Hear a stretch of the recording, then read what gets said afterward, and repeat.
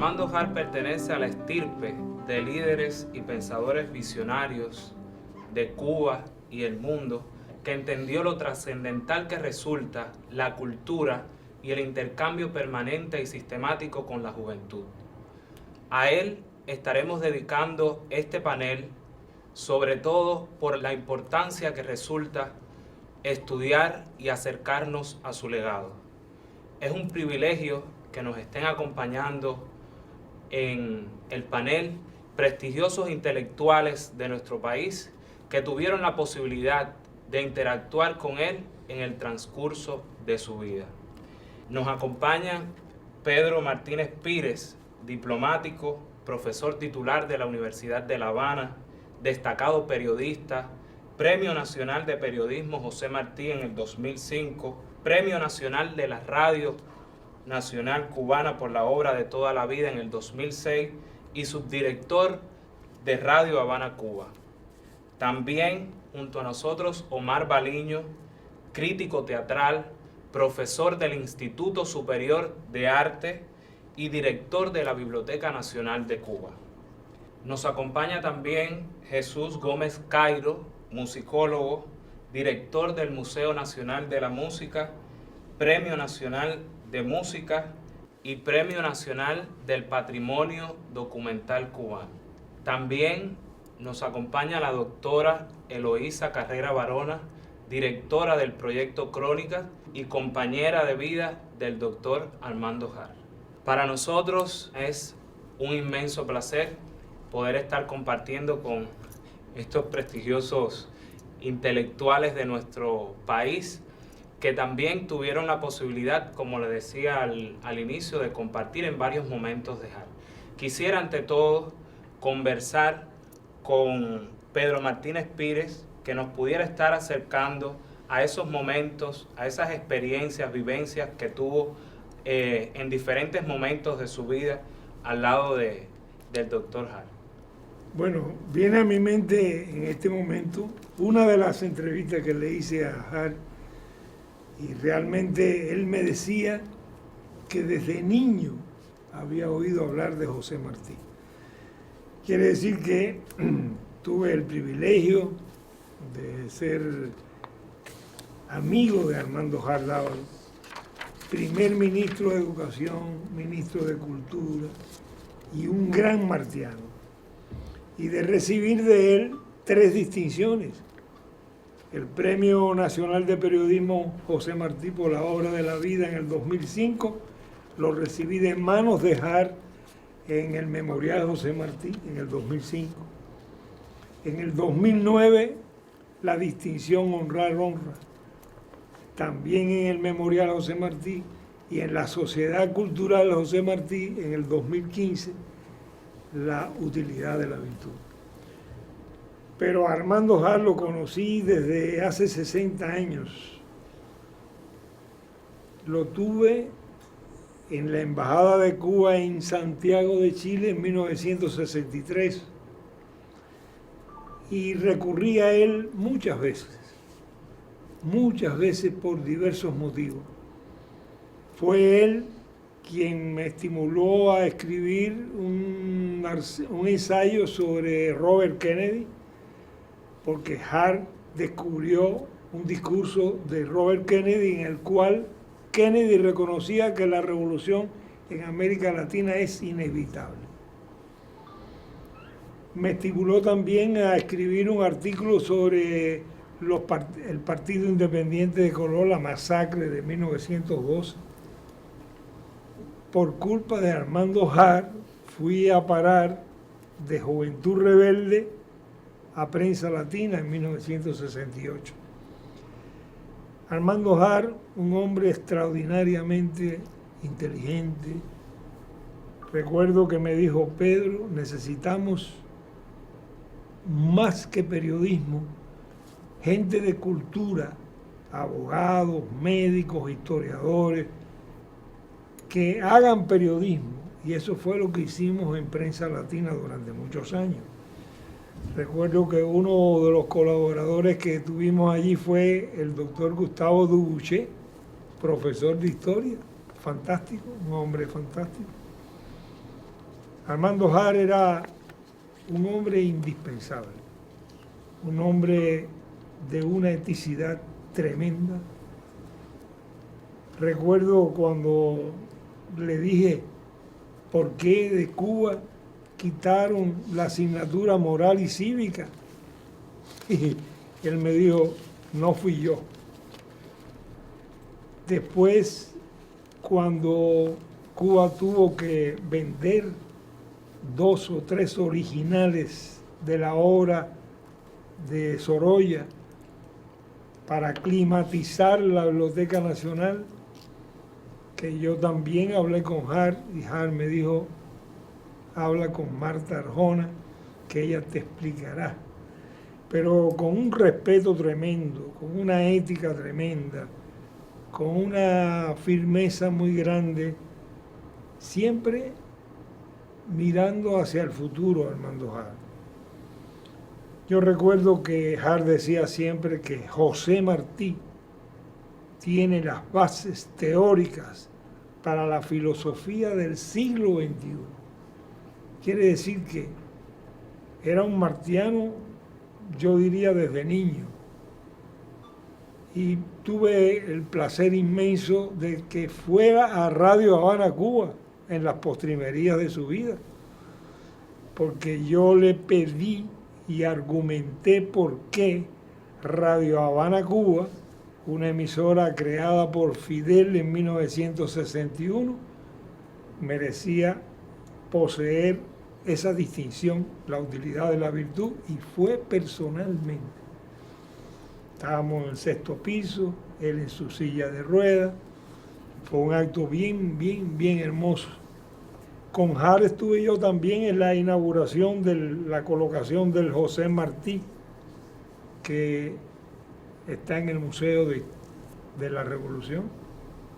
Él me pidió que yo lo acompañara, y allí una obra bellísima de Camille Buyoudi, que también tenemos en Radio Habana, Cuba, donada por Camille Buyoudi y por Armando Jar.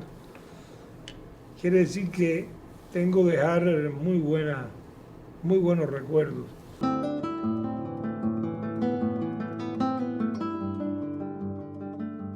Y es que Jar estamos dedicando la 45 edición del Seminario Juvenil de Estudios Martianos, sobre todo por lo que representa para Cuba, siendo uno de los artífices fundamentales del hecho cultural en nuestro país, impulsor también de la campaña de alfabetización y en el intercambio constante y sistemático con la intelectualidad cubana, con los jóvenes artistas cubanos, sobre todo de esas vivencias, de esas experiencias, de esos recuerdos que le vienen a la memoria a Omar Baliño, pudiéramos estar dialogando, compartiendo. Gracias Héctor, gracias por la invitación. Yo creo que Jar encabezó, ya visto en la perspectiva que da el tiempo, 3, no tareas, sino 3 grandes cruzadas de la obra de la revolución. La campaña de alfabetización, que casi es la revolución misma.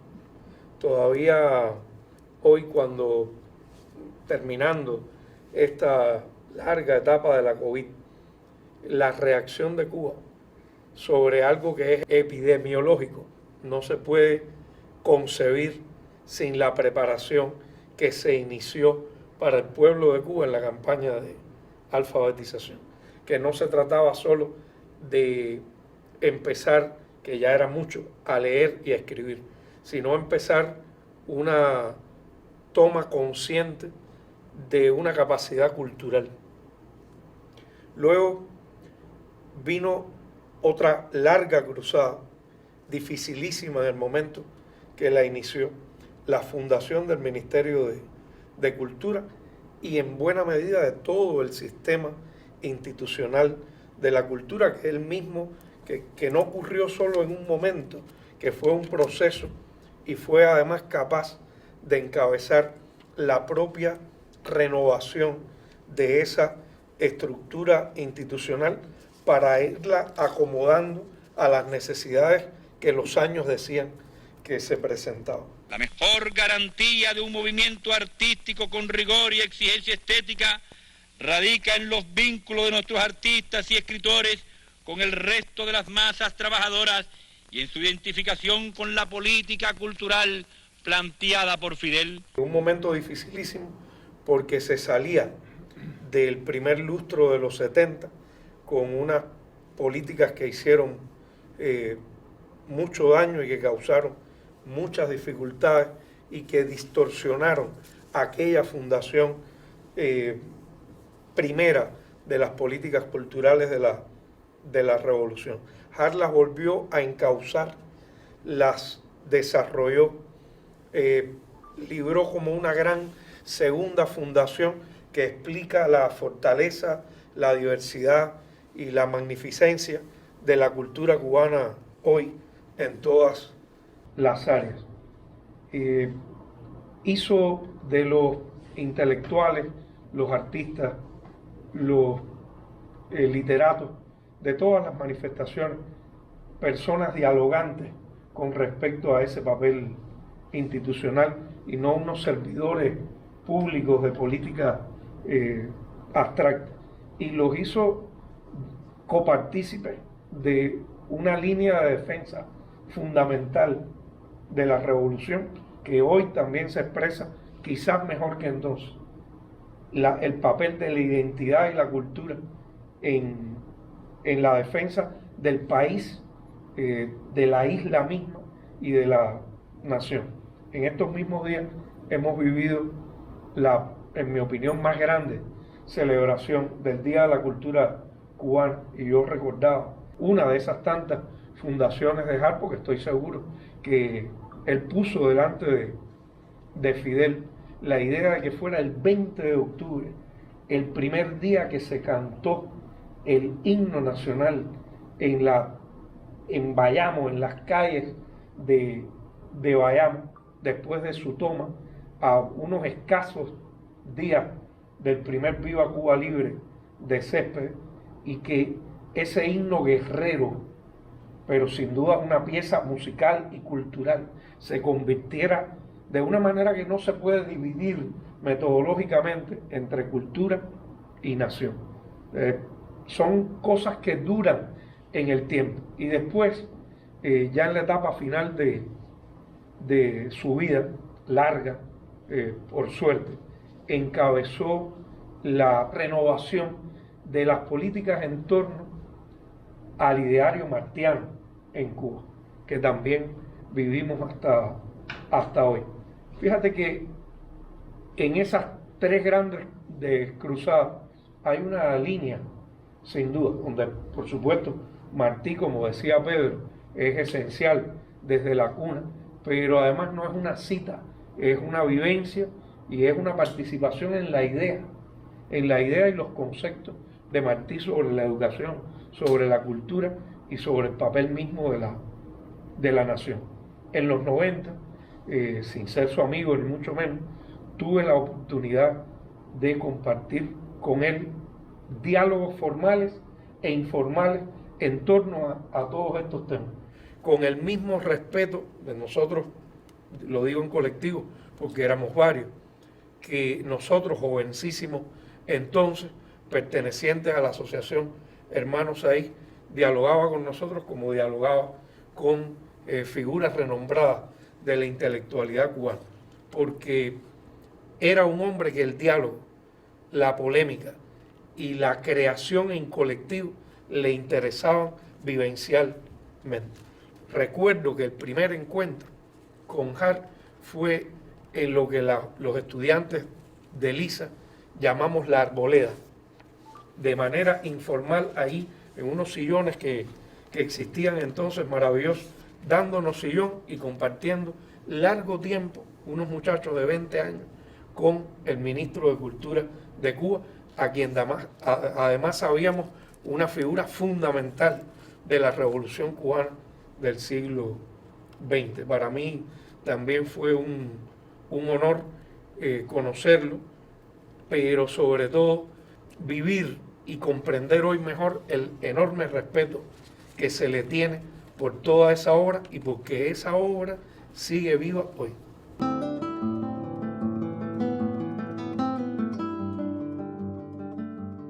Gracias. Har expresó en varios momentos que la cultura no se administra, se promueve.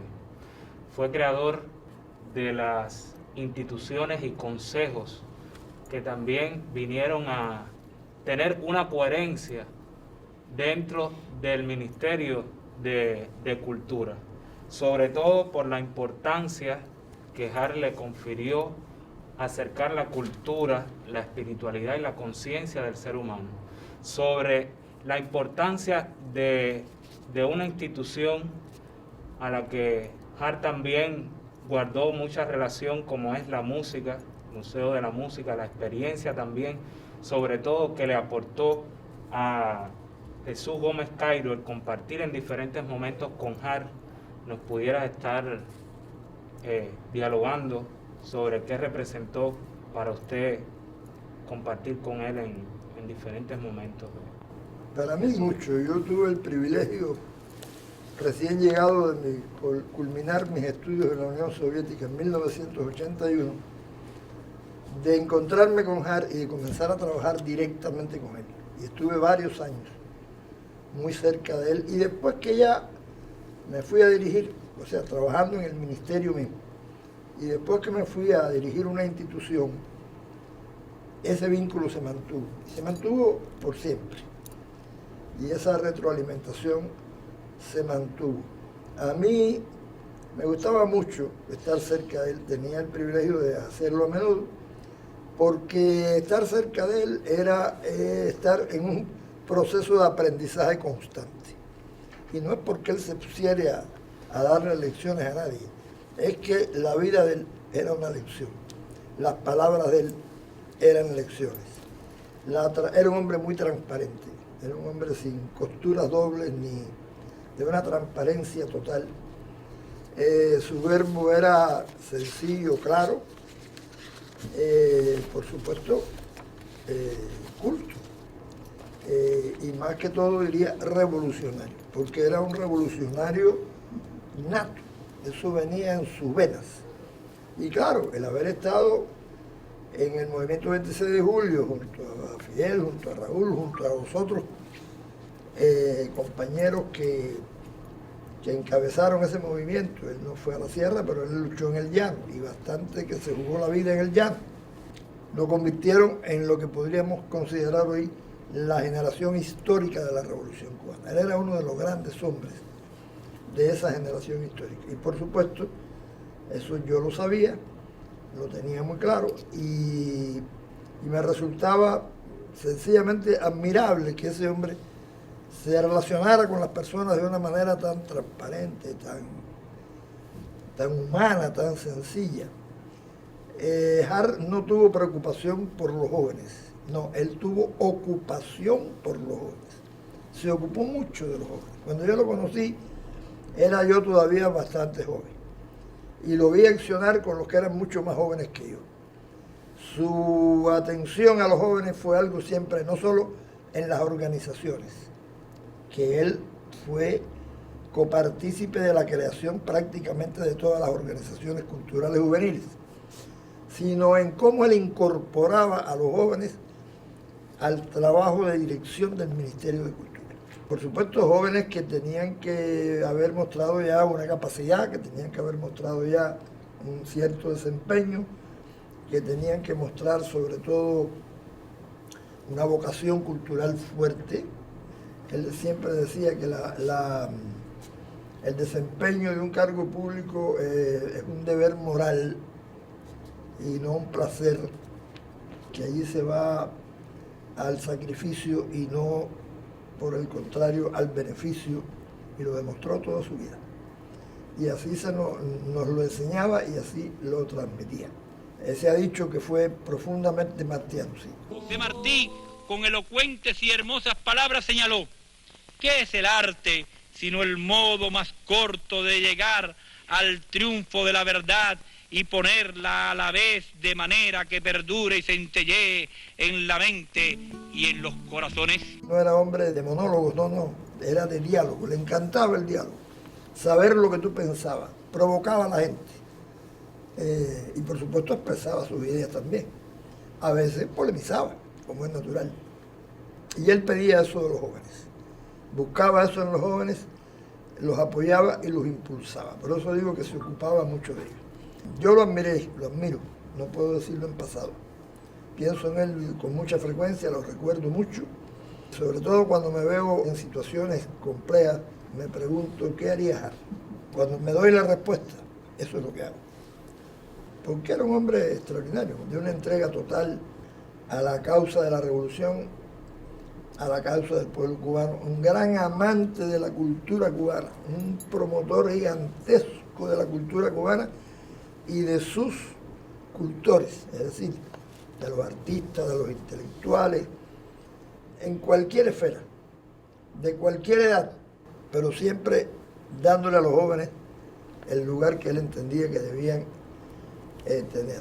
Me da mucha satisfacción cuando veo que entre las personas que conocimos a Hart, bueno, ya los más jóvenes después no tuvieron esa oportunidad, pero hasta mi generación, incluso más jóvenes que yo, que lo conocimos en acción,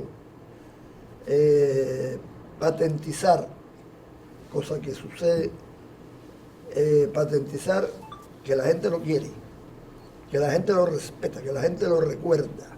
Es muy emocionante y creo que él se lo merece, aunque no trabajó para eso. Él no trabajó nada más que para trabajar. Y decía, fue martiano, sí, pero fue profundamente fidelista. Por eso hice la referencia de que él estuvo entre esa generación.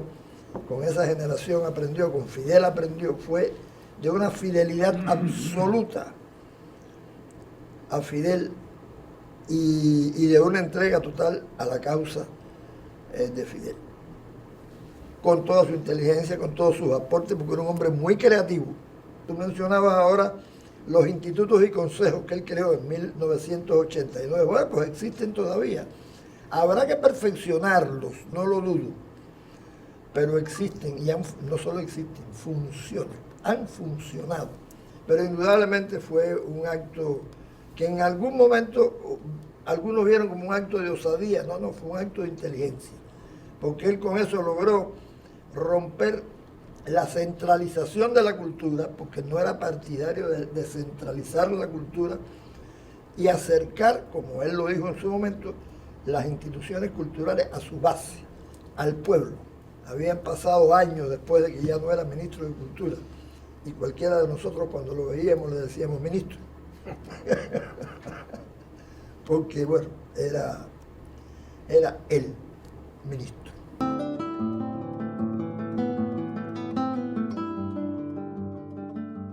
Y es que precisamente esa martianidad y esa fidelidad a la revolución es la que nos enorgullece a nosotros los jóvenes y nos lleva fundamentalmente a hablar una y otra vez de su legado, que sin duda alguna es un referente singular para Cuba y para el mundo. Por lo que representa para el movimiento juvenil martiano como padre fundador, también como impulsor de los seminarios juveniles de estudios martianos que resultan esenciales para el desarrollo de la conciencia, la espiritualidad de nuestra sociedad, y sin duda alguna muchas serían las vivencias, las experiencias que le vienen a la memoria a la doctora Eloísa Carrera Barona, quien dirige el proyecto Crónicas fundamentalmente con el objetivo de dar a conocer todo ese legado, esas vivencias del doctor Armando Hart para la comunidad y para toda la sociedad.